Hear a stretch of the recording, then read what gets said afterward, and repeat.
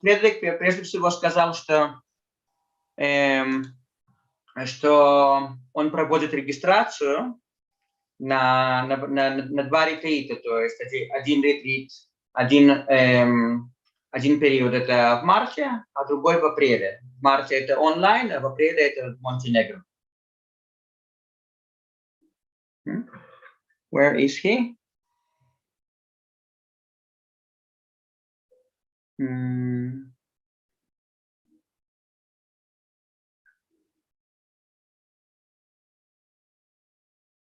Yes, Eric, are you searching for me, or you are talking to Dr. Filonov? No, I translated what you have just said about the registration for those retreats. Okay. So, Frederick, but maybe you could make Dr. Filonov like big, like, because he's mostly going to talk, like main person on the screen. Let me see. You do? Yeah, exactly. That's much better. Good. That's much better. Окей, доктор Филонов. Значит, Фредерик просто сказал, что он проводит всю регистрацию на ваши ретриты, вот, и просто чтобы обращались к нему по всем вопросам. Что он проводит, я не понял.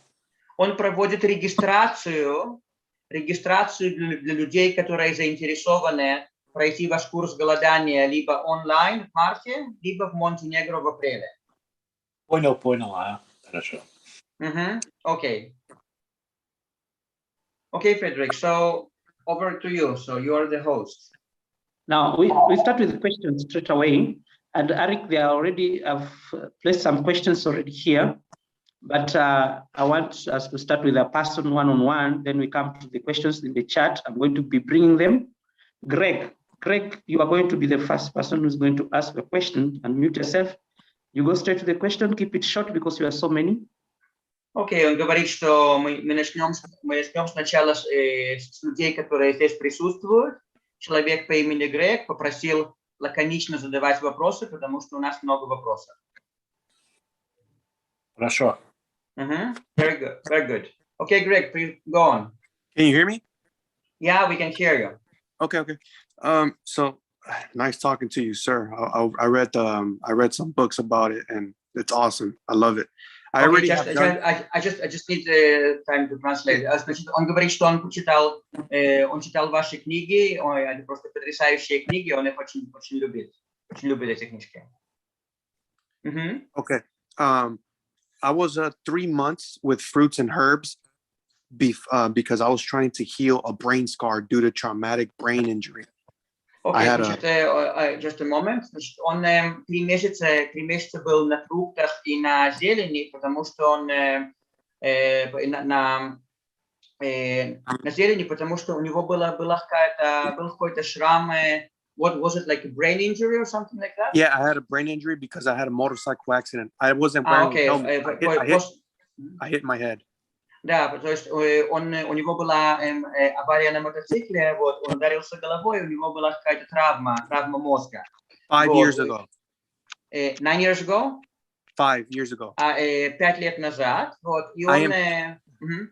I'm 28 years old right now. It happened when I was about 23, 24 years old. Окей, ему сегодня 28 лет, это произошло, когда ему было 23 года.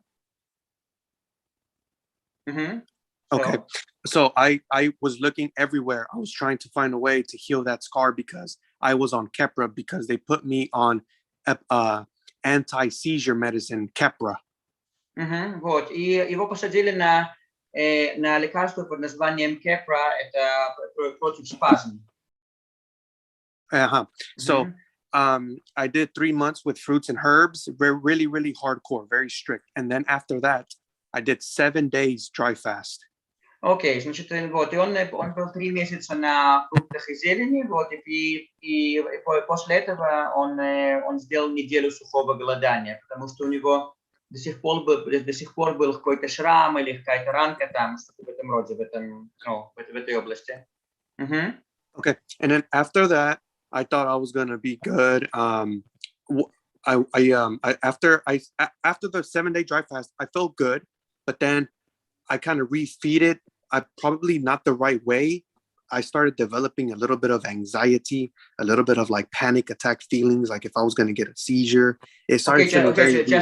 Just a moment. Вот. И вот он на сухом голодании чувствовал себя хорошо, вот, но после этого то ли он неправильно вышел из сухого голодания, то ли еще что-то. Вот. Но у него начались какие-то панические такие вот атаки или какие-то, ну, такое вот состояние паническое, что вот все эти судороги, они могут к нему возвратиться. Okay, so my ultimate goal here is, how can is it because I refeed it wrong, or do I have to go? I felt like I needed to go 11 days. I felt really good when I was dry fasting. I felt like I could have done 11 days, but I stopped at 7. Ага, вот он так почувствовал, что ему нужно было продолжить это до 11 дней, но он решил прервать на 7-м дне. Yeah, so after I did all my protocol, my fruits and herbs for 3 months before I did my dry fast, I went to go get a rescan on my head, and I still have the same scar on my brain. That's what caused my first. I've only had one seizure after my accident. I've only had one seizure, and it came from the scar in my brain on my brain. It's probably like about 1 inch, 2 inches. Окей, вот, но после этого голодания он прошел снова какое-то там сканирование, вот, и у него этот шрам на головном мозге не исчез. Вот, после его аварии у него всего 1 раз были вот эти вот спазмы. I'm not taking no more medication. I'm giving this like, I just want to have faith and hope that this dry fast, from everything that I have read, dry fast will most likely eradicate more this than anything else that I can. Да, вот, но, окей, that's fine. Вот, но шрам там еще остался, там определенной глубины. Вот, и он говорит, что он не принимает сейчас никаких медикаментов, вот, и он просто хотел вас спросить вашего мнения, потому что, по его мнению, сухое голодание сможет ему помочь. My goal is to go to do whatever it takes of a fast, start right and end right the fast, and go get the scan and eradicate or lower that scar. Вот, то есть его главная задача это сделать все, что необходимо для того, чтобы либо уменьшить, либо полностью убрать этот шрам на головном мозге. And honestly, that's it. I'm pretty healthy. I work out a lot. My goal here is not to make this a lifestyle forever. I don't want to do that. I want to heal the scar on my head and get rid of these neurological issues that I'd be having sometimes. Yeah, Greg, I told him. То есть вот его основная задача это как бы убрать эту царапину и все неврологические последствия, к которым она может привести. Okay. That's it. Thanks, Tim. If he could please tell me. Вот, и, пожалуйста, скажите ваше мнение на этот счет. I gave up on the doctors. They only put me on Keppra. They tell me it's never going to heal. Окей, и доктора ему сказали, что вам нужно принимать вот этот медикамент против спазм, и вот, это никогда уже не восстановится. Ну, тут какие нюансы? Скажи, первое. Во-первых, надо не только голодать, но надо специальным массажем именно черепа устранять последствия травмы, восстанавливать и череп. Это раз. Okay. So first of all, you shouldn't just fast. You also have to implement certain massage of this area on the head. Скажи, наш череп двигается. Он расходится 12 раз в минуту. Okay, so because the bones on our skull moves all the time. It moves about 12 times a minute. И голодание не восстановит вот это движение костей. And fasting will not recover this movement of bones of the head. Здесь нужен специалист. То есть у голодания другое назначение. So you need to find a real specialist, a person who specializes in that, because fasting has another goal. Но скажи, поэтому, чтобы у него был хороший эффект, ему надо голодать комплексно. То есть голодание, пиявки, массаж, вот чтобы был хороший эффект именно от голодания. So in order to have good results, you need to do like what's called complex fasting, like a whole package. Fasting, then Irina, как будут пиявки? Leeches. Leeches and leeches treatment, and also this kind of massage, this kind of treatment. И второе, к сожалению, головной мозг меньше всего вовлекается в голодание, потому что организм все ресурсы направляет на него. Okay, so unfortunately, our brain is the least affected by fasting because our organism sends all its resources towards the brain. Поэтому голодать надо не один раз. Therefore, you need to fast not just once. То есть я могу по практике сказать, что если есть опухоль головного мозга и так далее, то иногда бывает только с 3-го, 4-го голодания оно начинает уменьшаться. So from my practice, I can say that, for example, when we have tumors of the brain, then just it might start reducing starting from the 3rd or the 4th fast. Плюс и лучше всего ему голодать, обливаясь холодной водой прямо с головы. And in addition, it is best while fasting that you do a cold shower starting from your head. Ну, скажи, у него есть 2 варианта. So you have 2 options now. Ну, или проводить голодание самостоятельно и искать специалиста, который ему сможет полечить шею, шейный отдел позвоночника, восстановить подвижность костей черепа, или приезжать к нам, или в Черногорию, или неважно, где мы там будем работать, чтобы мы это ему сделали.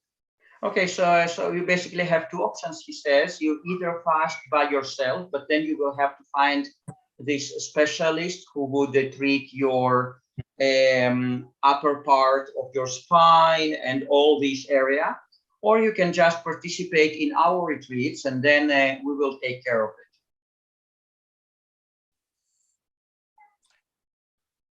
Он это понял? So did you understand?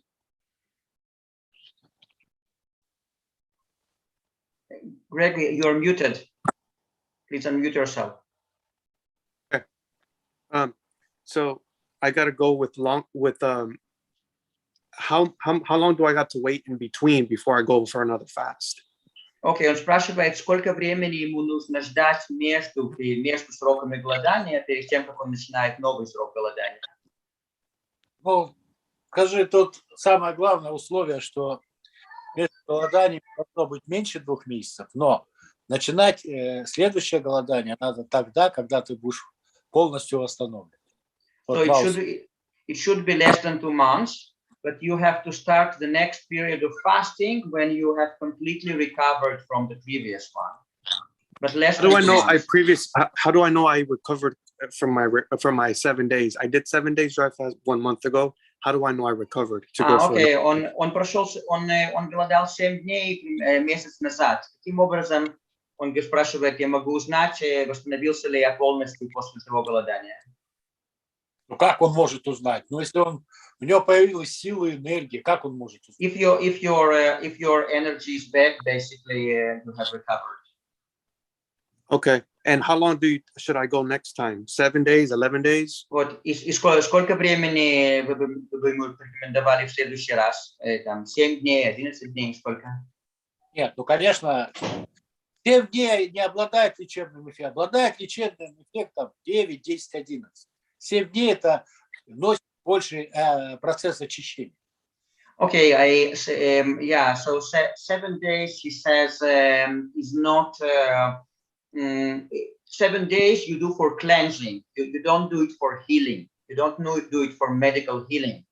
like for medical healing, it should be more like 9, 10, 11. То есть 9, 10, 11 дней это именно для лечения, да? Но именно основной лечебный эффект наступает именно на 9-10 день. So the main healing effect happens on the 9th or 10th day. So okay, thanks. And what's this ultimate thing I can do? So I'm gonna go on my next one probably in a week or two. What should I eat right before? And I want to eradicate it. I can go 11 days pretty easily. I know I can do probably even more. What does he think is the most optimal way I can just do it and hit it hard? Because I'm already cleaned out. I'm already kind of cleaned out my body. I just want to know what's his ultimate thing he can say that I can do, and I'll just go and do it. But do you mean like in terms of preparations for the fast? Yeah, preparations before it, and then how should I break it the best way? And that's my goal, is to eradicate it. How long do I need to eradicate? So you want to start in like 1 week from now or something like that, no? Yeah, I already did 7 days. I know. But you want to start another part of another fast to 7 days from now, more or less, yeah? And then if that's okay. Okay, I will ask him, that's fine. Доктор Сергей Филонов, значит, он просто спрашивает, может быть, вы ему еще можете дать какие-нибудь рекомендации, он хочет следующий этап начать примерно через неделю, вот, и чтобы вы ему порекомендовали в эту неделю в качестве подготовки сделать, то есть как питаться и еще что-нибудь нужно сделать, и как правильно выйти из этого голодания. Tell him I'm willing to do whatever it takes. I'll go to Russia. Вот, он говорит, что если нужно будет на каком-то этапе, он приедет в Россию тоже. Вот, но просто именно вот следующее голодание он хочет сделать примерно через неделю. Питаться надо, диета должна быть вегетарианской, это раз. Vegetarianская, да? Да. So first of all, keep vegetarian diet. Keep a vegetarian diet? Yeah. Okay. Is it fruits and veggies, right? Or то есть как бы фрукты и овощи он спрашивает или еще что-нибудь? Фрукты, овощи, потом, ну, наверное, каши, там, не знаю, что он ест. Yeah, so fruits, vegetables, different porridges, if you eat things like that. Можно морепродукты. You can use seafood. Seafood? Yeah. Главное, мясо не кушать. So the most important, don't eat meat. That's the most important thing. Okay, so I don't eat really meat right now. Okay, so do I eat seafood? He said seafood? То есть морепродукты это просто по желанию или желательно? Ну, в смысле, если он их кушает. Yeah, if you eat seafood, then just go on eating them. So seafood is okay? Okay, Yeah. and then how long does he think I should do my next fast? Because I tell him I'm willing to do what it takes to just get rid of this. And what does he think I should do? The best thing I should do right now? Окей, то есть следующий этап ему как бы желательно сделать 9-10 дней, да? Да, то есть он пускай настраивается максимально на 11. Yeah, you have to tune yourself to aim yourself at 11 days. Психологически. Но Psychologically. основной лечебный эффект это или 9 или 10 день. Но так как он уже голодал, то процесс будет убыстряться. Yeah, but the main healing effect is the 9th or the 10th day. And because you have already fasted, it's going to be faster this time. Но я уже ему говорил, что это будет тупое голодание. Без правки головы и шеи у него не будет такого эффекта, которого он ожидает. But without working with your spine and with your head, you won't get the effect that you expect.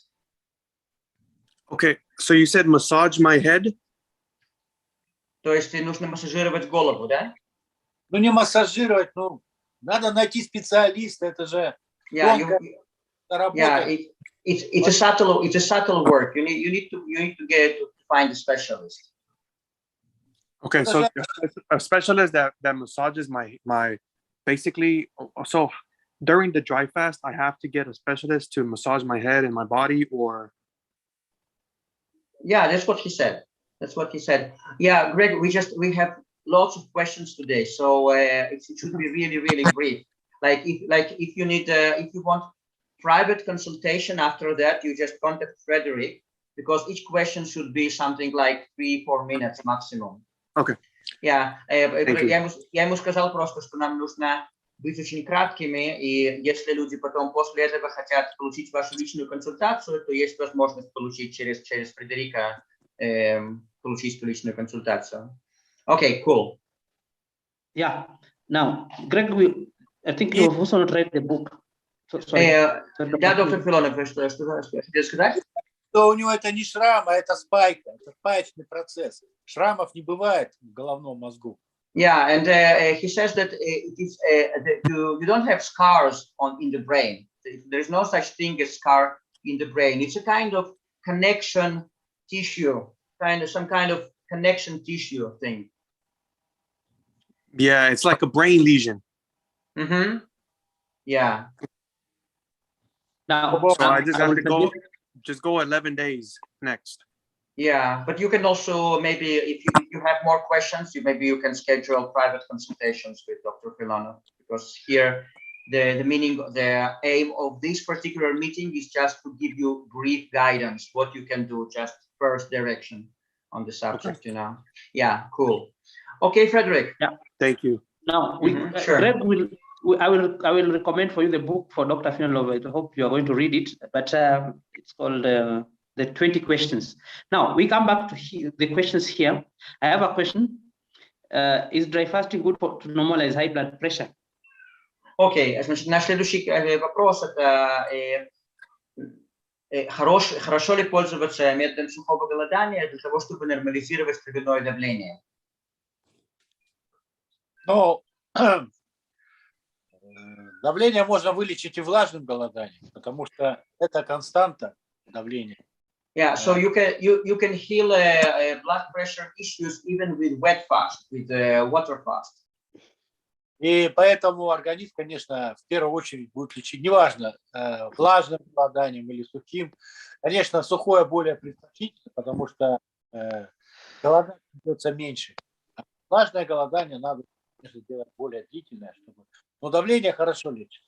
Yeah, and it gets healed very well, either by dry fasting or by wet fasting. But dry fasting takes less time to do that, so that's preferable. Okay, next. They are all here in the chat, Eric. I'm just reading them one by one. Sure. Number 2, can dry fast cause DVTs or blood clots? What is DVTs? Irina, do you know DVTs? What's that? Maybe just talk about blood clots only.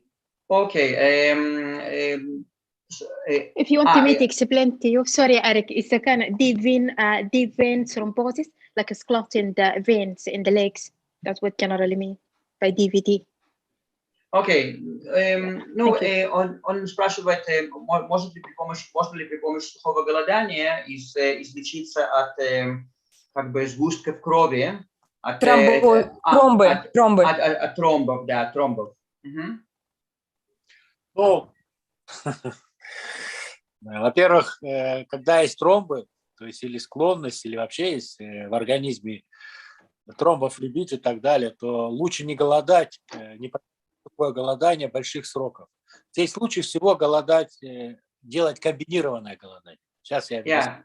So when you have this tendency to get those clots, it's better not to dry fast for prolonged time. You have to do combined fasting, and he's going to explain what it exactly means. Вот, то есть, допустим, что такое комбинированное голодание? Мы начинаем с сухого голодания, 2-3 дня на сухом голодании, а потом переходим на влажное. So what does it mean? You start 2-3 days dry fasting, and then you move on to wet fasting. Вот для... И, конечно, голодание воздействует на кровь.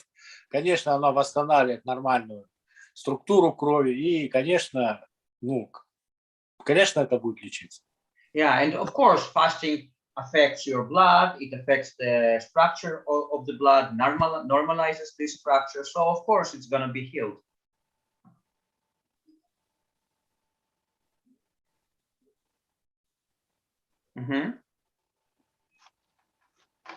Okay, Frederick, next.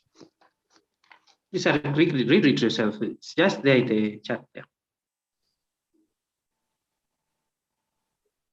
Or let me get there, sorry. Because I'm the one who's getting in the orders, because there are so many things I'm doing at the same time. Sorry. Can type 1 diabetes, this one has been answered before. I don't know if we need to repeat it because there's so many questions. But let's just mention it. Can type 1 diabetic safely drive fast if they are healthy enough and supervised? No. Окей, следующий вопрос, но об этом, в принципе, мы уже говорили, просто, может быть, будет что-нибудь дополнить. Может ли диабетик первого типа безопасно голодать, если он здоров и если он находится под наблюдением? Скажи, что для диабета первого типа лучше голодать на воде, не на сухую. И голодать, конечно, под контролем сахара и так далее. При сухом голодании... Yeah, сейчас одну секундочку. So for type 1 diabetes, it's better to do water fast rather than dry fast, and of course do it under supervision for someone to supervise their blood and their sugar level and stuff like that. И при диабете, когда проводится голодание, очень трудно контролировать сахар. And it's and when this diabetic person dry fast, it becomes difficult to monitor sugar. За счет сгущения крови концентрация может подниматься, но это неадекватная ситуация. Вот в чем проблема. Yeah, so because blood gets thicker, so the level of sugar might rise, but you cannot predict it, basically. Вот при диабете первого типа лучше делать вот такой. То есть 10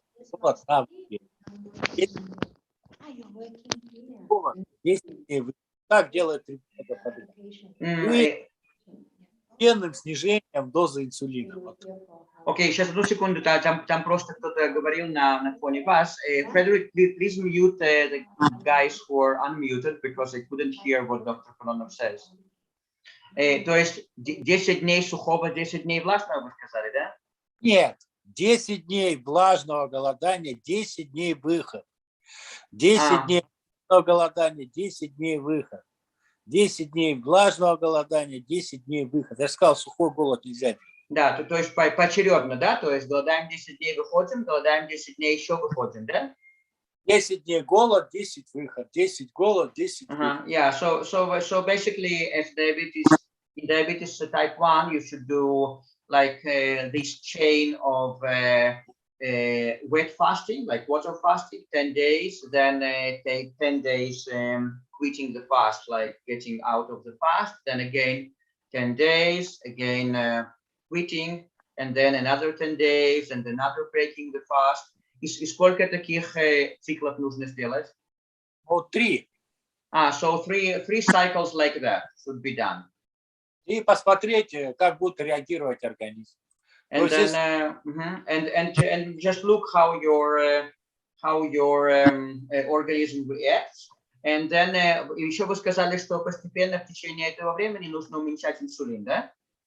Ну, то есть по мере уменьшения концентрации сахара уменьшать дозу инсулина. Вот так. Yeah, and as the level of sugar in the blood goes lower, so your insulin should go lower as well. The insulin that you take. Okay, next. Okay. Have this question. Can dry fast help with the varicose veins, with deep vein problems as well? Is it going to be any effective for dry fast to this problem? Окей, значит, следующий вопрос. Если у человека варикозное расширение вен, то будет ли эффективным сухое голодание? Ну, не все так просто. Тут варикозное расширение вен имеет свою причину, анатомическую прежде всего. Это спазм икроножных мышц и смещение внутренних органов, опущение. Okay, just одну секундочку. So it's not really that simple because these varicose veins have their own causes, which is like shifting of different organs in the body, and also something that related to the muscles. Ирина, ты поняла, что он сказал про мускулы?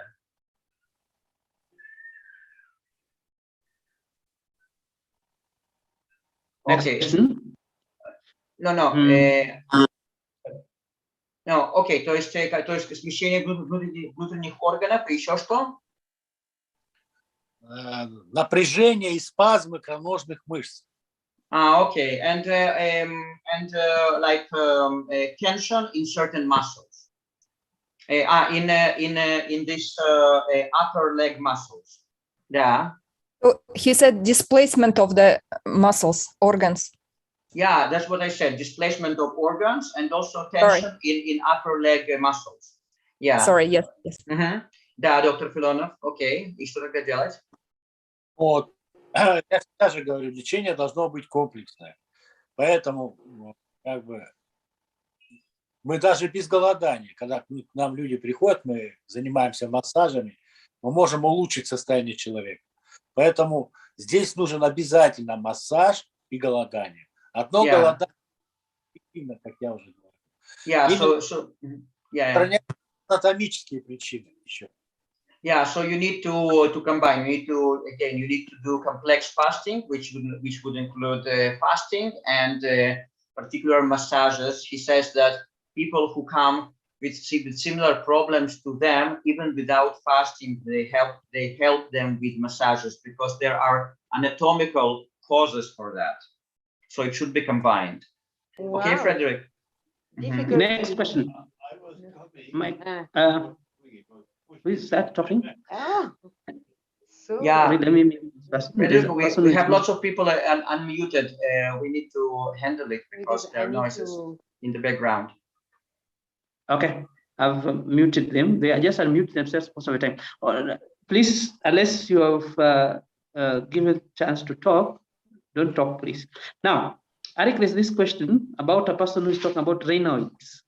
This one, I think you'll need to see the spelling. Among the first bunch of the questions I sent, it is number 2, LM, from the person with the name LM. My question is regarding Raynaud's. It seems to get worse when I fast. Is this a condition that can be cured with dry fasting? Please check this name, Raynaud. Okay, so could you spell it? It's Ray. Y. Ray. N-A. You are walking. U-D. Okay, guys, please mute yourself if you're not speaking because I cannot hear. Devendri, you are unmuting yourself all the time. Yeah, I mute her. She's unmuting. I don't know why. Okay, so it's Ray. Raynaud, yeah. Then N-A-U-D. N-A-U-D, yeah, exactly.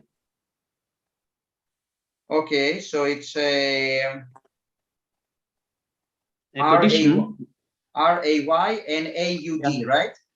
Yeah. Okay. Sorry. Доктор Филонов, есть такое заболевание Рейно, под названием Рейно? Can I read for you? Read something about the condition. It is a condition in which some areas of the body feel numb and cool in certain circumstances. Okay, Доктор Филонов, значит, он спрашивает, Он дает имя какого-то заболевания, дает название, вот, но это заболевание заключается в том, что определенные участки тела становятся холодными и как бы не отмирают, а как бы как это, Ирина, как это будет по-русски? Затекают, как бы затекают определенные участки тела и становятся холодными. То есть это какое-то определенное заболевание тела. Вот. So what's the question? Can dry fast help? Вот. Может ли сухое голодание помочь в этом? Но также не бывает, что какие-то участки, как должен быть конкретный диагноз. Как? Да, но он сказал там какое-то название под названием Рейно или что-то в этом роде. Есть Рейно, я понял. Да. Ну теперь, да. Вот это понятно. Это аутоиммунный процесс, который поражает сосуды, и за счет этого нарушается кровоснабжение. Okay, so that's the autoimmune disease that affects blood vessels, and because of that, we can see all those symptoms.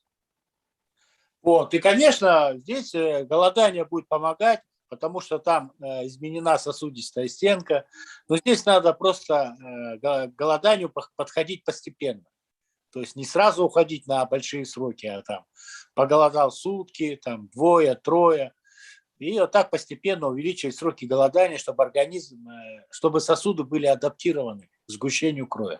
Okay, so here, and of course, fasting will help because in this case, like blood vessels get harmed, and fasting will help to that. But the most important thing here is to approach it gradually. So you fast for 1 day, for 2 days, just to let your blood vessels adapt to the thickening of the blood that happens while fasting.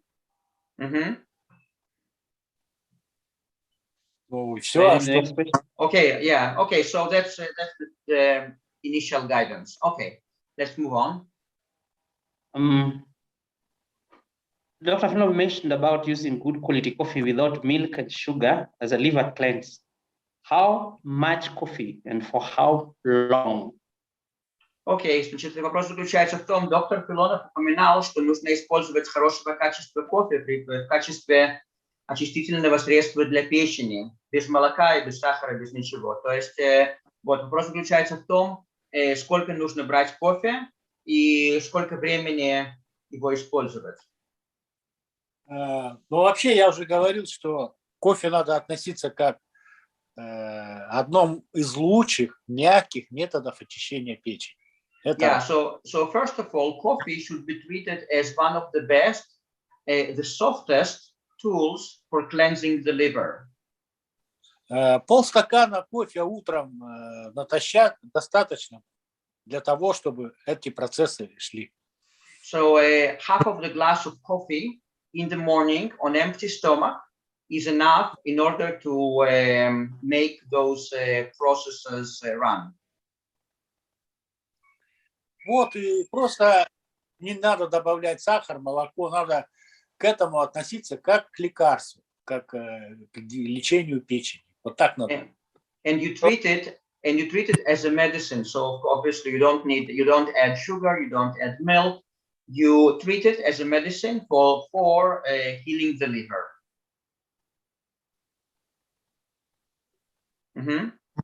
Okay, Frederick, next. Can you achieve the next? This is just a question. I think that Dr. Filonov has answered this one several times. I don't know if I need to read them again. Let me, because they are also in those are our YouTube channel there. Let me read the ones that he has not handled before. If weight is only around 55 kilograms, 55 kilograms, age 54, height is 5'9", then is it advisable to be on 99 fruits, veggies, sprouts, etc.? Yeah, but the height, the height, I don't know, because in Russia it's in meters, so I don't know. But so if it is advisable, this should be inches. I think this is 5 not inches, feet. I don't know. Five. Yeah. But anyway, is it advisable to be on fruits and vegetables and sprouts and that's it in terms of diet? That's the question. Yeah. The person is just 55 kilograms. Окей. То есть, ну, я не знаю, мы на самом деле уже дискутировали по поводу питания, но вопрос заключается в том, то есть этот человек весит там 54-55 килограмм, вот, он упомянул свой рост, но это рост как бы по американской системе, поэтому я даже не знаю, сколько это будет, вот, но, в общем-то, у него очень маленький вес. Он спрашивает, при таком весе можно ли быть только на фруктах, овощах и зелени, вот, или нужно еще что-нибудь? В смысле, я не понял. Его задача-то какая? So he says, what's your purpose? Like, what's your purpose? Дело в том, This person is... Sorry. Я повторяю уже, если честно, в 100-й раз. Питание должно быть полноценным. Если он будет кушать одни овощи и фрукты, у него не будет желчегонного эффекта. Я же говорил это 1000 раз. Печень будет застаиваться, будут проблемы с печенью. Потому что фрукты и там соки, они не обладают желчегонным эффектом. И организму не будет хватать необходимых белков и так далее. Это будет проблема, он поэтому такой худой. Потому что у него печень не работает. Okay, so he says I said it many times, like million times. Like if you your diet should be balanced. You have to really need balanced diet because you only eat fruits and vegetables. There won't be enough bile. It will not create enough bile. The liver will not work as it needs to work, and that's why he says that's why you are so thin. Вот. Надо же понимать, что, конечно, я больше, как бы сказать, у меня опыта работы в России, поэтому у нас там 9 месяцев зима. И, конечно, тут люди со всего мира. Понятно, что если человек живет в жарких странах, ему можно там отдавать предпочтение, как сказать, больше фруктов, там, овощей и так далее. Но все равно питание должно быть полноценным. Все же, в принципе, в той же Африке, там же нет сыроедов. Все племена же питаются тоже как-то там, и мясное, и молоко и так далее. Чисто сыроедов нет нигде. Okay. So Dr. Filonov says about himself, I have experience working in Russia, and in Russia we have a very long winter. But so obviously the diet will be more suitable for Russia. There will be certain diet that would be suitable. But for example, if you live in warmer climates in Africa, then of course you can make your preferable food something like fruits, but you don't have any tribe even in Africa that would be absolutely raw food. All of them eat a little bit of meat food, some milk, some other things. So your diet should be balanced. Доктор Филонов, я хочу от себя задать вопрос, который тоже будет очень релевантным для других. I just want to ask a little question related to that. Если человек хочет быть веганом, то есть не сыроедом, а именно веганом, то есть не употреблять ничего животного происхождения, то, по вашему мнению, возможно ли добиться сбалансированной диеты на веганском питании? То есть человек ест абсолютно все, но абсолютно без продуктов животного происхождения. So what I asked him is, if a person wants to be vegan, like not raw foodist, but just vegan, no animal products at all, is it possible to achieve balanced diet on vegan diet in his opinion? Ну, я так скажу, что, к сожалению, мы тысячелетиями уже питаемся белками животного происхождения. Тысячелетиями. So he says, unfortunately, for thousands of years, we have been consuming proteins coming from animals. И за этот промежуток времени наш организм был адаптирован к этому. And our organism adapted to that during this period of time. Я уже рассказывал, что во Франции, в Альпах нашли когда ледник растаял, нашли человека мороженого туда. Yeah, so I've already mentioned that in France, in Alps, when in the ice, when ice melted, they found a person who was melted into the ice. Ему установили его возраст. Ему было 60 тысяч лет. And the age of this particular person was 60,000 years. Like he died 60,000 years ago. Но он очень хорошо сохранился, у него сохранилась даже пища в желудке. Yeah, but he was really, really well preserved. Even food in his stomach was preserved well. И то есть, когда исследовали, там в желудке у него было мясо и пшеница. То есть 50 тысяч лет назад мы уже употребляли белки животного происхождения и так далее. То есть у него было мясо, еще что было? Пшеница. Пшеница? Пшеница, да, зерно, пшеница. Ah, okay. And in his stomach there was fine grains like wheat and meat. So even at that time, people consumed those products. И чтобы разобраться в этом вопросе, вы смотрите всегда на природу. Yeah, and in order to understand this question deeply, you need to observe nature. In nature, в природе нет ни одного вегетарианства, ни одного животного. In nature, you don't have any completely vegetarian animals. Коровы вместе с травой едят жучков. Это белок. Это который необходим для нормальной работы печени. Cows eat insects along with the grass, and that's the protein just for normal functioning of their bodies. На севере оленей поедают мышей, леммингов. Yeah, so in the north, the deer eat mice and other little mammals. И вот проводили такие эксперименты, что если корову круглогодично кормить сеном, она погибнет от проблем с печенью. Yeah, so and there was an experiment done that if you give a cow just straw all year round, then this cow dies from liver problems. И поэтому я уже говорю в 1001 раз, в природе вегетарианства не существует. Даже у дерева есть грибница, которая поставляет дереву белок.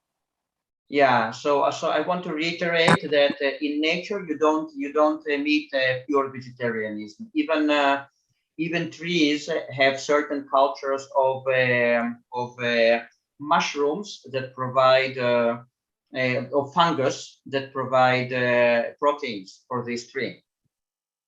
И если мы посмотрим на практику, нет ни одного долгожителя вегетарианства, нет ни одного долгожителя сыроеда.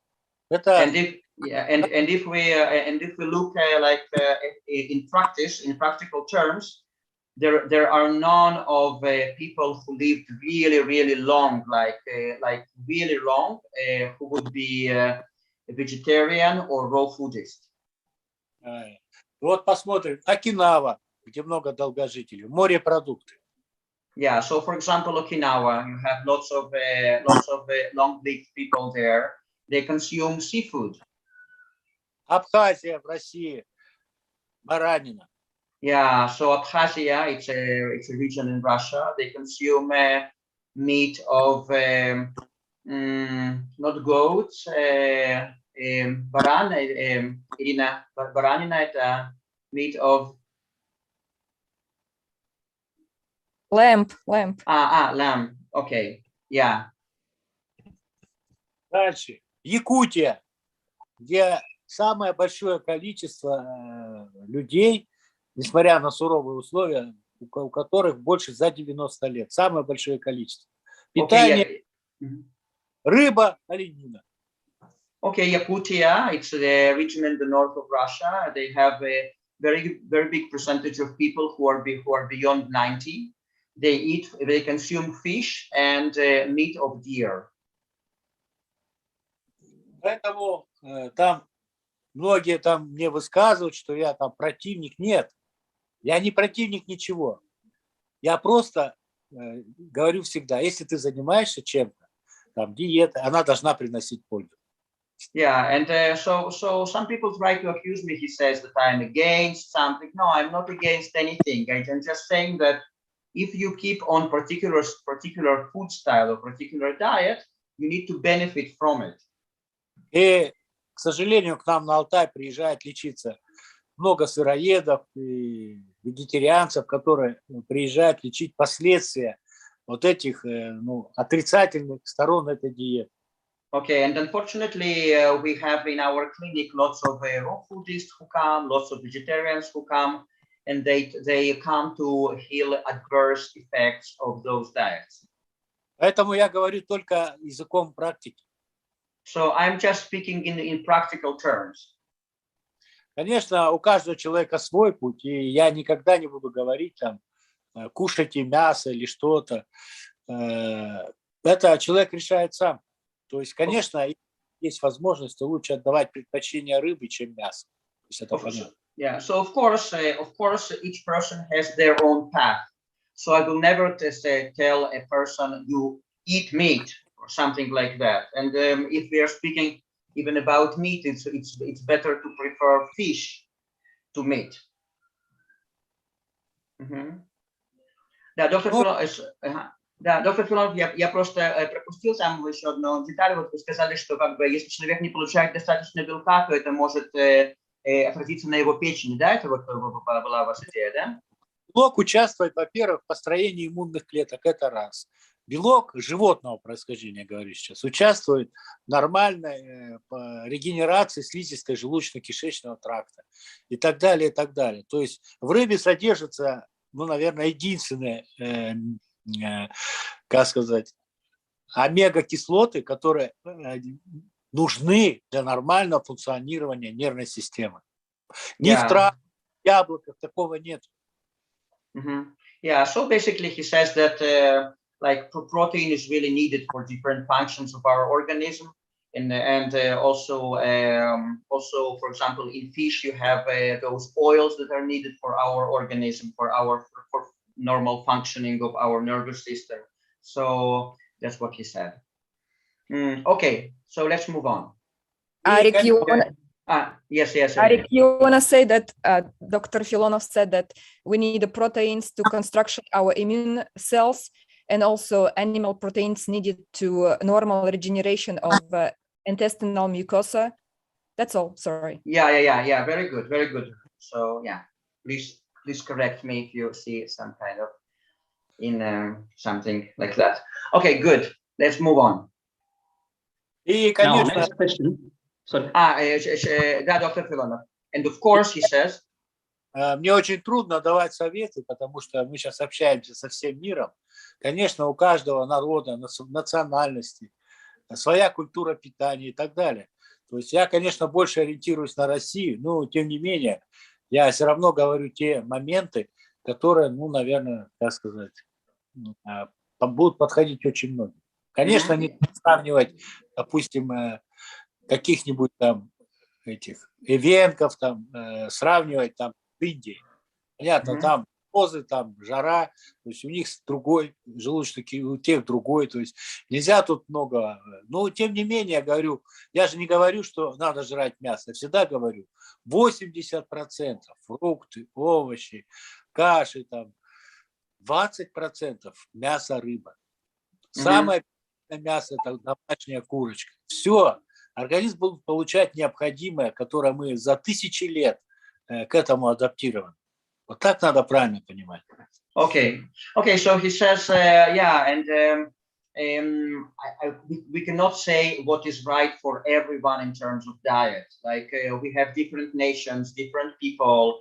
Each nation, each nationality has their own characteristics of their stomach or their digestive tract and stuff like that. So we cannot, for example, we cannot compare different people who live in the north to India, for example. They have different traits, different characteristics. But in general, he says, what I recommend is, of course, to stress fruits and vegetables, like 80% fruits, vegetables, porridges, and stuff like that, and 20% meat, fish, when the preferable meat would be home-raised chicken that would provide pretty much everything that we need in terms of different meat nutrients.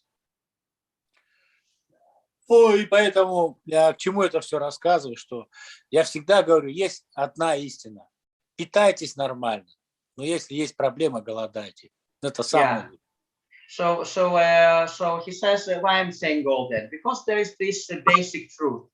You have to eat well. You have to eat normally, to eat balanced. But if you have problems, then fast.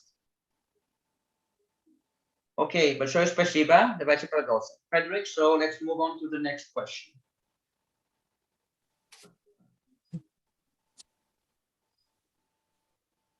Next question. Arik, can I ask the next question? Absolutely, yeah, absolutely. This is a person who is nursing, 1 year old. Can she do a drive? Can she participate in a fast? Окей. Теперь следующий наш вопрос от матери, которая кормит ребенка грудью, ее ребенку год. Вот. Можно ли заниматься сухим голоданием в процессе кормления грудью? В моей практике были такие случаи, когда женщина, которая кормит грудью, у нее прекращалось выделение молока. Ага. При голодании вы имеете в виду или? Переведи пока это. Okay. So in my practice, I had those cases. For example, a woman coming to me, she's breastfeeding, but at some point her milk production stopped. Я им всегда советовал в таких случаях поголодать сутки-двое сухого голода, а потом выход делать на зеленом чае. И у них снова восстанавливается нормальное выделение и так далее. И качественное молоко было. Вот так. Yeah, so in such cases, I recommended those women to fast 1 or 2 days, dry fast, and then to get out of the fast using green tea. And then they got back their milk. It was a very rich and nutritious milk. Поэтому тем матерям, которым кормят грудью, я просто советую делать суточные голодания. Это только на пользу будет. Ну и в крайнем случае, там, если приболела, можно сделать двухсуточное. Это только улучшить качество молока и его это. То есть здесь нет проблем. Yeah, so for breastfeeding mothers, I would recommend fasting for 24 hours. If they don't feel well, it might be 48 hours, and it will just contribute to the quality of their milk. Okay. Yes, Frederick. Большое спасибо. Another question. Move on. This is.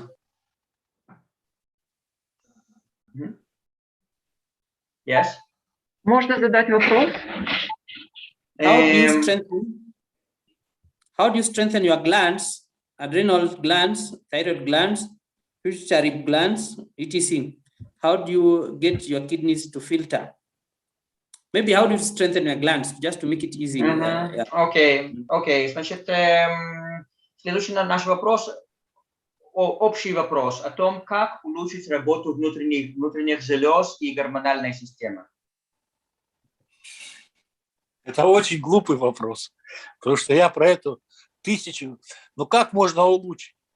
Только голоданием, когда вы все глобально почистите, когда будет гормональная система, как сказать, обновляться, восстанавливаться, устраняться дисбаланс. Только голод здесь помогает. Как? Тут даже... Okay, he says, okay, so just think logically. Like he says, I talked about that maybe a million times. You only improve it by fasting, because while fasting you cleanse, you harmonize, and then everything gets more and more balanced.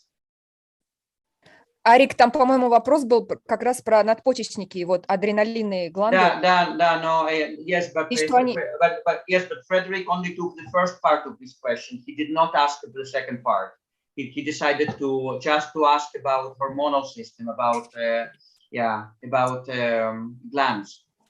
That's why I did not translate the second part. Yes, Frederick. So that was about glands. About glands. Now, do you want to ask about adrenals as well? Yeah, we should just ask it. Do you see it somewhere? Вот, и там вторая часть этого вопроса была еще про надпочечники. Вот, то есть, но опять же, наверное, будет тот же самый ответ, что все это улучшается при помощи голодания, да? Но то, что вот как бы кофе, оно как раз разрушает надпочечники, а доктор Филонов советует кофе. Ну так вы должны простые вещи понимать. Яд от лекарства отличается дозой. Полстакана кофе будет лечить, 5 стаканов в день разрушать. Ну надо же маленько головой-то думать. Okay, so he says you have to think with your brain, yeah. So because the question was why Dr. Filonov recommends coffee when coffee might harm adrenals. So he says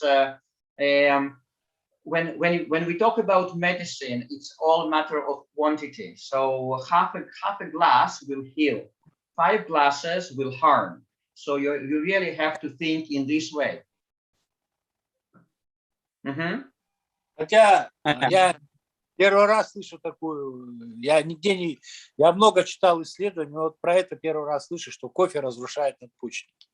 Yeah, but he says, but actually it's the first time that I hear about that coffee will harm adrenals. Ирина, надпочечники это adrenals, да, на английском?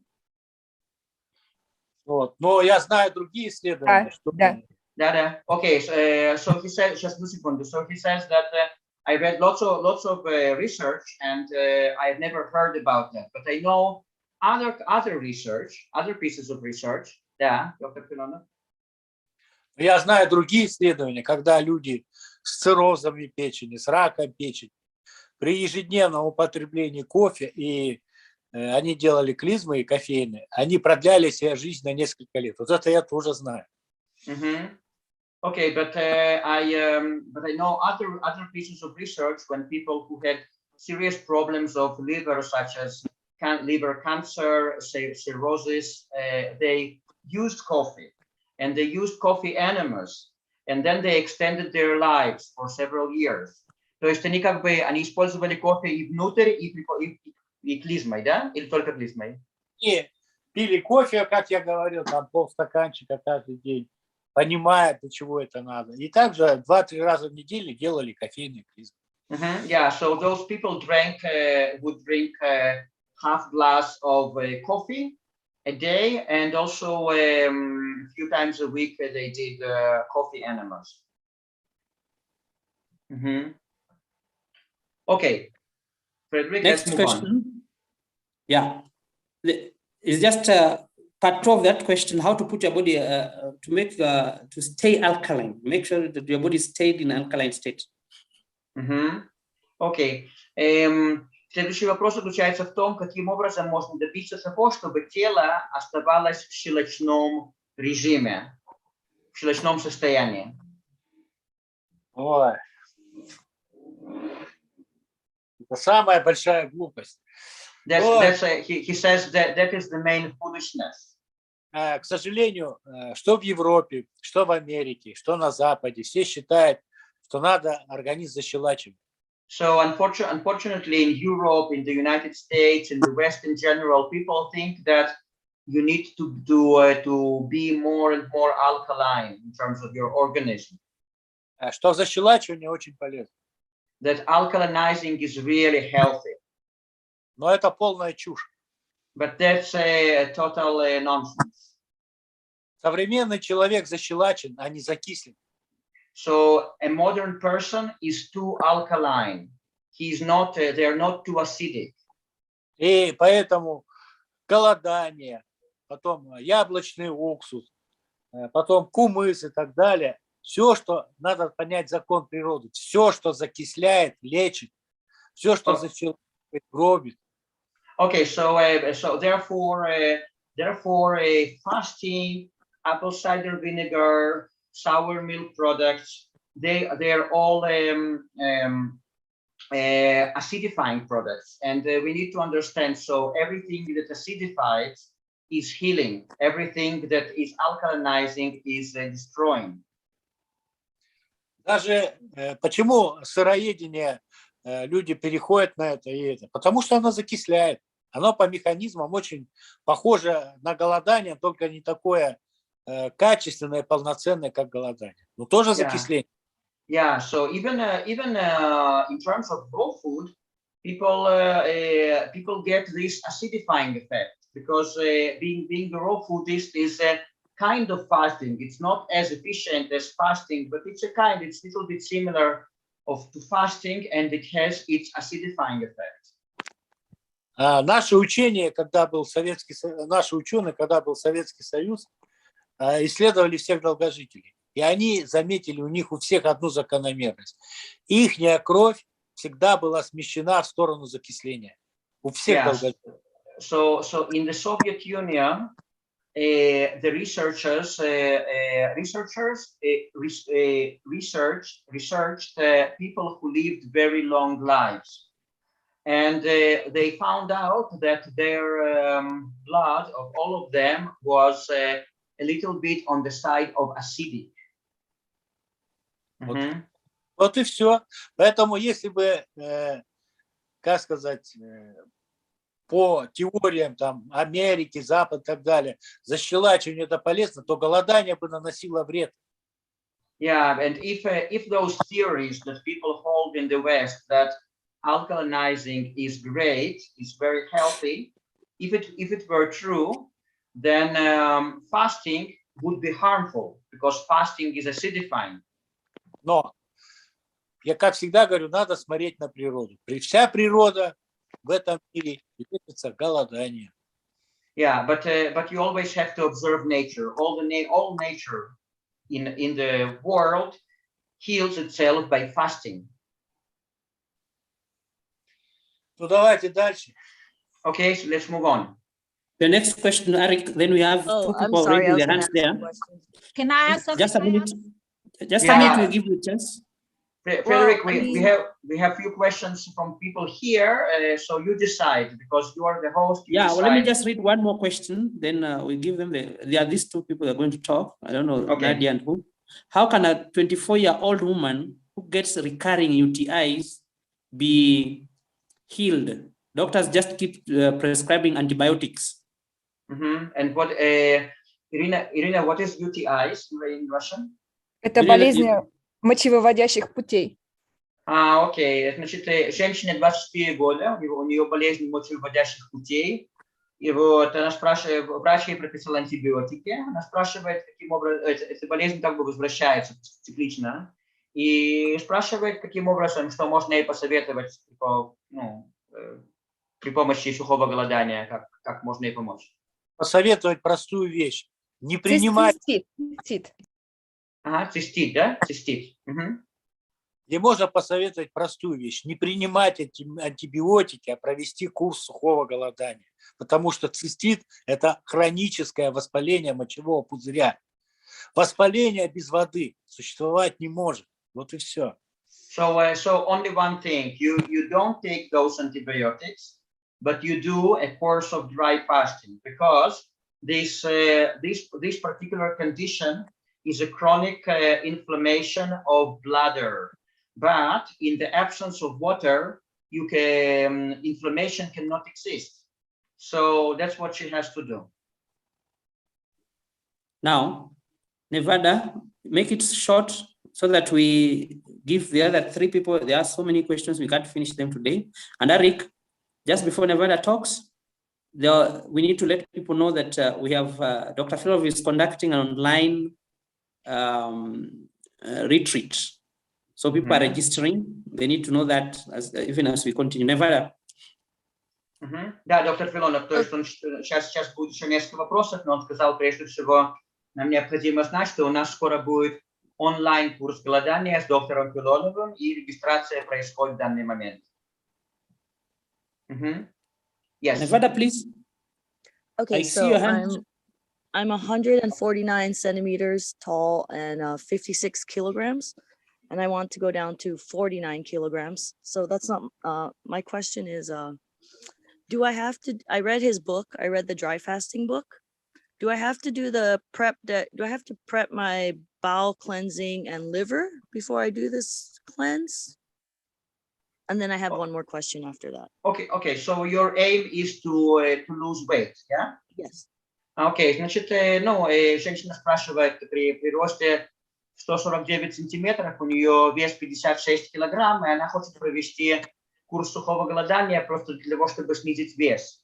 Вот, и она спрашивает, нужно ли ей делать очистительные процедуры, такие как, допустим, очистить печень и кишечник, и все такое прочее. Она читала вашу книгу. Но скажи, что неважно, что хочет человек лечить, но всегда подготовка должна быть к голоданию. Всегда надо перед проведением голодания сделать чистку и кишечника. А потом я расскажу, как лучше похудеть. Okay, so he says, regardless of what your aims are in terms of fasting, you do have to approach fasting by cleansing beforehand. So, yeah, you have to cleanse your intestines, for example.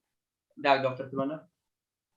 В моей практике и вообще, сколько к нам приезжает со всего мира, это самый лучший простой метод – это делать 2 раза в неделю суточные голодания. Не есть 2 дня подряд, а, допустим, в понедельник, в субботу, там, вторник, пятница.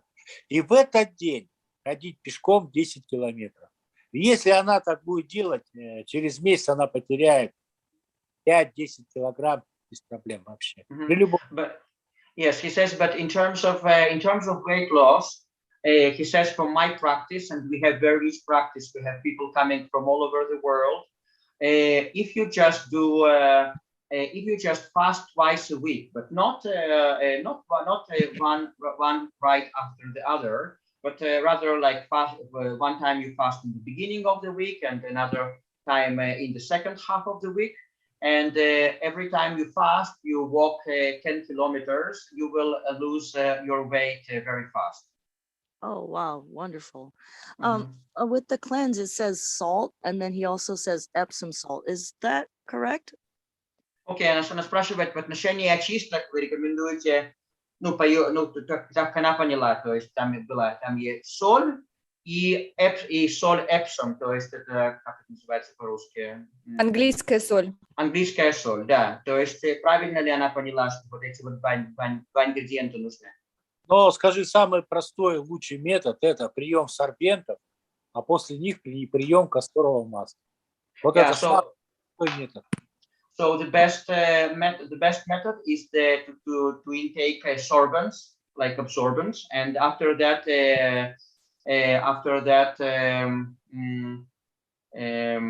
castor oil. The absorbent, I was reading in the book, I don't recognize anything except the charcoal. Is that okay for absorbent? Окей, она говорит, что в вашей книге она просто, то есть единственное, что она знала, это активированный уголь. То есть это нормально вот в качестве абсорбента активированный уголь? Она в какой стране живет? Where do you live? United States.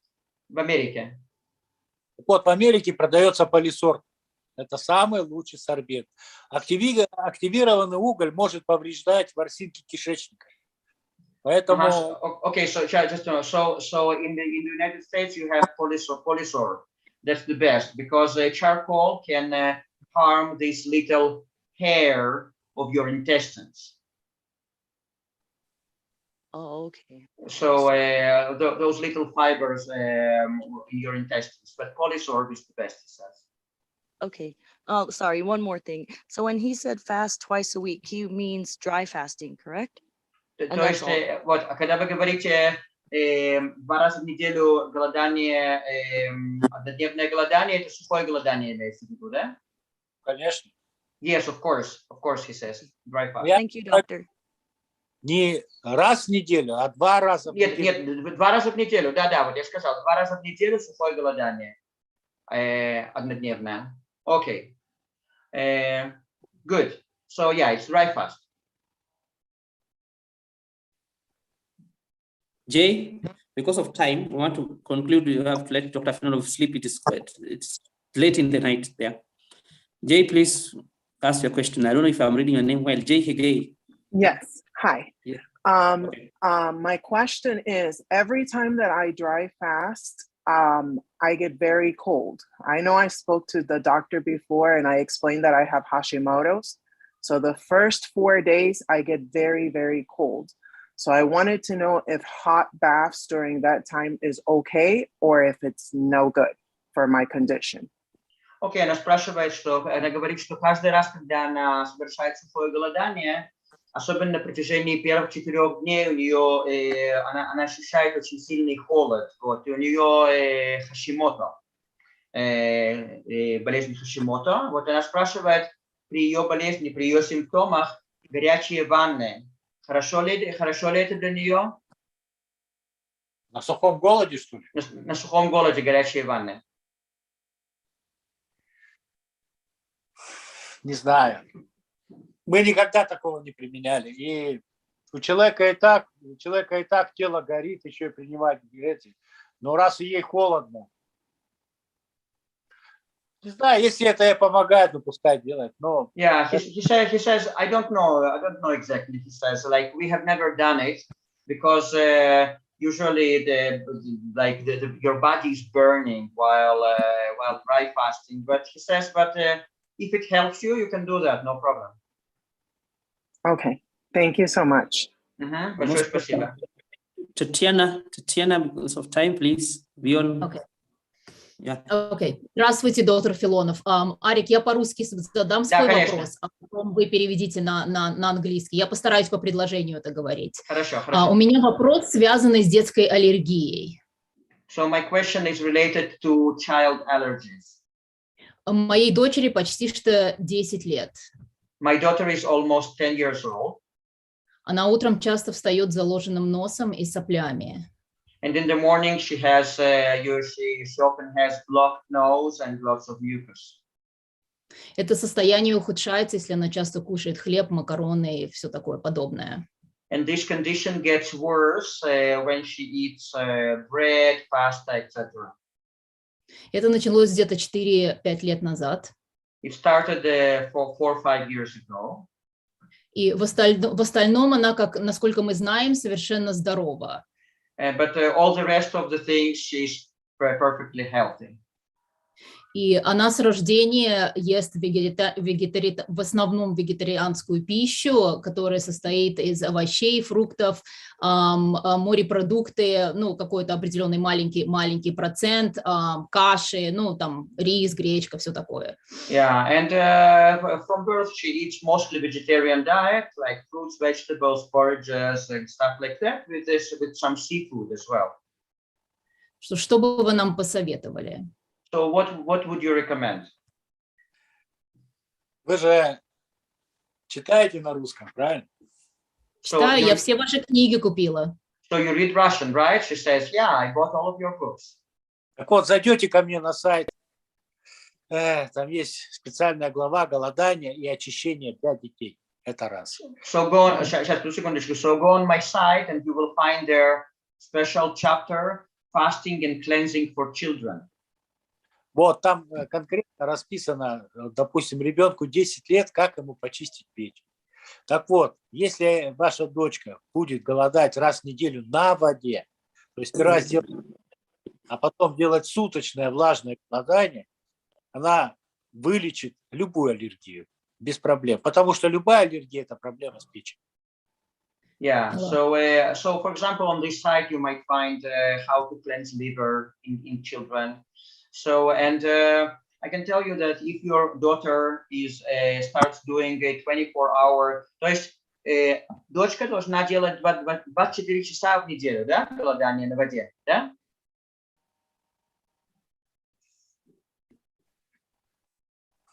Доктор Филонов, да.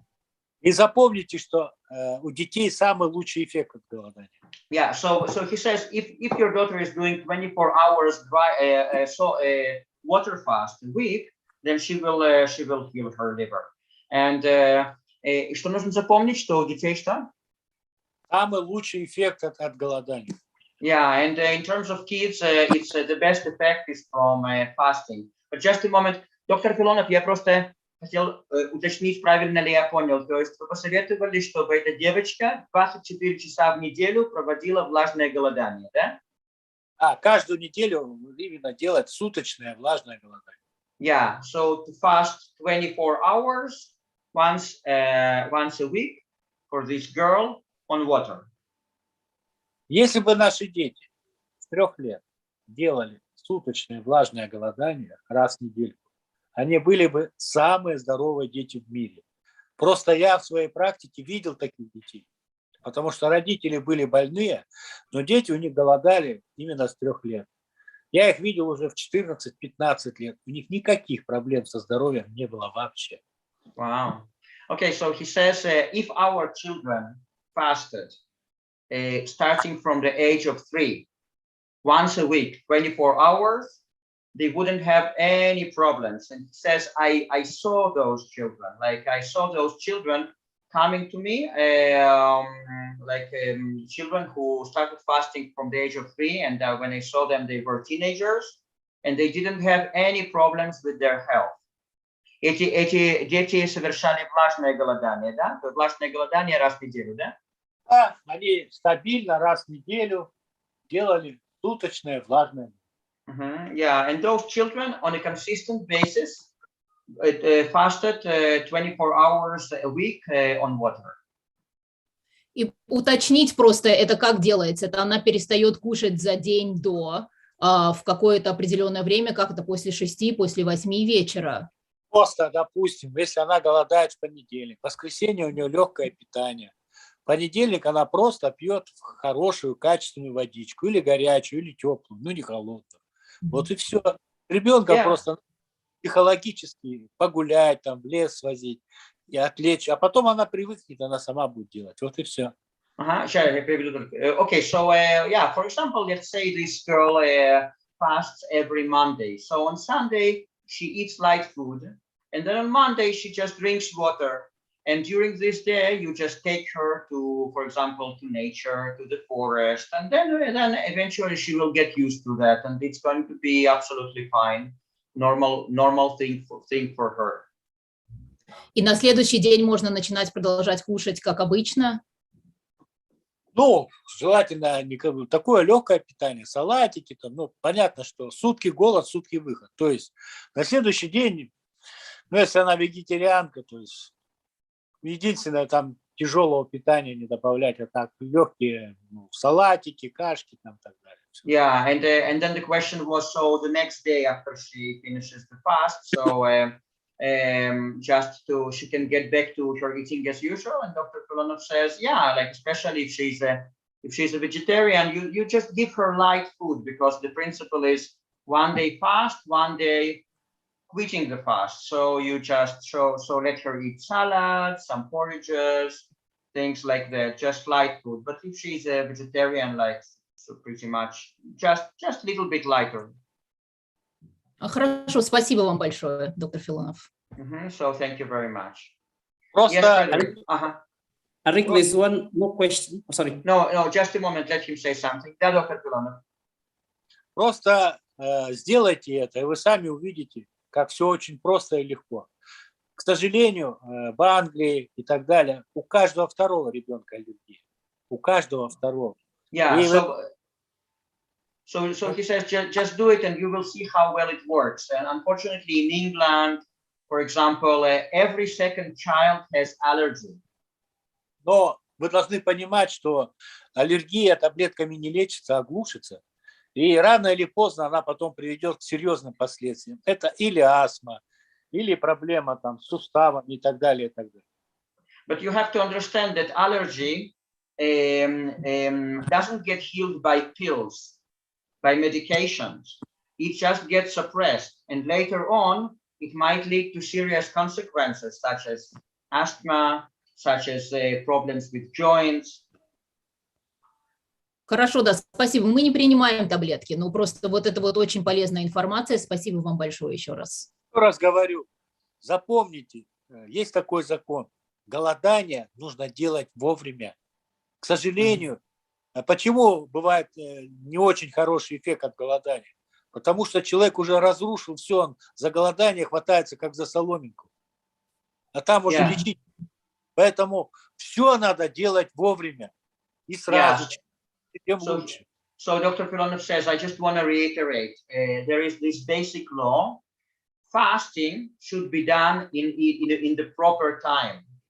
In case there are many people who apply fasting as the last straw, the last means of saving themselves, but their bodies are pretty much destroyed by them. So it is much better if everything is done in the proper time. Okay. Now, this question is right there. I've just placed it because there's something new noted about it. Let's read it down. The last question there. Please ask him to cure for varicocele, something like that, at the age of 50. Yeah, but is it not the same as varicose veins? Like I don't know. Almost the same, but this one is particularly on the scrotum. Irina, do you know? Irina, ты знаешь эти названия?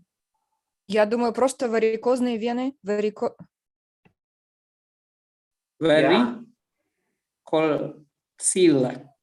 Yeah, but if it is unclear, let's just move on, and then maybe next time we'll see. Let me just read it the way it is. Just a minute, Vettel. An enlargement of the veins within the scrotum. Just as a new disease, it's not something we have discussed before. Okay, so to ask a 50-year-old person is asking if he can get well from this disease that is enlargement of the veins within the scrotum. Ирина, and what is scrotum? То есть женщине 50 лет, она спрашивает, у нее увеличенные вены вот в какой-то части тела, Ирина, scrotum, you know? Может быть, это промежность, скротом? Может быть, окей. Ну, просто увеличение вен в 50-летнем возрасте. И что? Ну, она спрашивает просто рекомендации. Рекомендации. Я же уже говорил. Причина варикозного расширения вен две. Это опущение органов и проблема с печенью. И еще бывают спазмированные икроножные мышцы. Поэтому, помимо голодания, здесь нужно профессиональный массаж, чтобы получить эффект. Okay, so he says, as I said before, this widening of veins has a few causes, such as shifting the organs, tension in certain muscles of upper legs, problems with liver. Therefore, in order to get the results, you need different other procedures, like you need professional massage in order to get the results. Okay, Frederick, let's move to the next question. Revital wanted to ask, Revital, make it short, please. 1 minute. Yeah, okay. I also asked in my question, how do you get your kidneys to filter? Окей, значит, следующий вопрос по поводу фильтрации почек. Как добиться, чтобы почки хорошо функционировали и хорошо фильтрировали наши жидкости? Но есть же какая-то причина этому. So he says, but there is a particular cause that it is not happening. То есть здоровые же почки не могут плохо фильтровать. Значит, есть... Нет, просто это самое. I will just give him background about просто среди людей, которые занимаются очисткой организма, вот голоданием на соках, разными другими подобными практиками, вот эта фильтрация почек, это такая очень много говорят о фильтрации почек, о том, что у большинства людей почки плохо функционируют, вот, и человек добивается фильтрации почек, когда в его моче есть осадок. Когда вот он... Они все должны понимать простую вещь. Почки зависят от печени. Okay, so all those people who talk about filtrations of kidneys must understand one simple thing, that kidneys are related to liver. Печень – это фильтр. Если она плохо обезвреживает, все яды, вся химия идет в почки. Yeah, so because our liver is a filter, is a big filter, and if it does not filtrate well, then all the poisons go to the kidneys. Поэтому, если вы будете голодать, но если кто хочет конкретно уделить внимание почкам, то лучше всего после голодания, ну, допустим, кратковременных, там, от 1 до 3 дней, там, ну, в крайнем случае до 5 дней, выходить на арбузах. Это самое очищение почек, накачивание. Yeah, therefore, if you want to really address your kidneys, then after you do fasting, like short-term fasting from 1 to 5 days, like 1 to 3, maximum 5 days, you do this fast, and after that you go out of the fast using watermelons. That is the best cleanse for kidneys. Вот когда к нам пациенты приезжают в сезон арбузов, это август-сентябрь, они выходят на арбузах, у них моча чистая, белая, без запаха, без всего. So when our patients come to us and it's the watermelon season, then they quit the fast on watermelons, and their urine is very good. It's clear, it's white. Okay, thank you, Eric. Now, because these questions we can't finish them, we'll be doing a favor to even ourselves. We'll do another session, please. We just need to make these announcements that Dr. Filonov is having 2 events ahead of us here. There's March online fast, and there's April fasting in Montenegro. All of them. So let me translate. Он говорит, что мы уже скоро будем закругляться на сегодня. У нас есть еще много вопросов, но мы это отложим до следующей сессии. Вот, он говорит, я просто хочу сказать, что в скором времени состоятся 2 периода голодания с доктором Филоновым. Вот, один онлайн, а второй в Монтенегро. So we are registering people. If you need the details for online, please contact me. We have already found on my side of 5 people have registered with us, and 2 have fully even paid. So can we, if you want the more details, you want to register, please contact me. For both, if you want for Montenegro fast or if you want for the online fast, all this fasting needs preparation. Please need to do it early. You need to do the registration early so that you make the preparation early. Thank you. Да, вот он говорит, что уже сейчас запись идет полным ходом, уже на ваш онлайн-ретрит уже записано 5 человек, и из них 2 человека уже полностью оплатили этот ретрит. Вот, и он говорит, что нужно регистрироваться заранее для того, чтобы получить все инструкции о том, как подготовиться к этим периодам голодания. And lastly, we are going to have Dr. Filonov again. Dr. Filonov, thank you. These questions are so many. We couldn't finish all of them. So thank you so much and goodbye. Да, доктор Филонов, да, то есть мы назначим еще одну встречу с вами. I just want to ask if people want to have personal conversation, for personal consultation with Dr. Filonov, is it also possible to do through contacting you, Frederick? Yes, we do that together with Irina and sometimes Albina, so we always do that now and then. Окей, да, я просто спросил, если людям нужна именно индивидуальная консультация, могут ли они опять же контактировать с Фредериком и записаться? Он говорит, что да, конечно, у нас есть переводчики, так что нет никаких проблем. Да, конечно. Yes, ну все, тогда, до встречи. Yes, of course. Okay, he says bye-bye, see you next time. Всего доброго, доктор Филонов, до свидания, счастливо. До свидания. Все, всего доброго. Thank you. Thank you so much. Bye, guys. Bye. Thank you, Eric. Thank you so much for the translation. Thank you for your patience. Yeah, no problem, Frederick. Thank you so much for Eric, hosting. you're looking wonderful. Your Thank you face so is much. looking so good. Thank you so much. Yours too. Thank you so much. Yeah. Bye. Okay, bye. Thank you, Irina, also for helping us here and there. So thank you. Yeah, everybody. Irina, thank you so much. Yeah, you have extensive knowledge. Eric, you don't need any help. You're excellent. Thank you. Thank you so much. You both did well. So bye.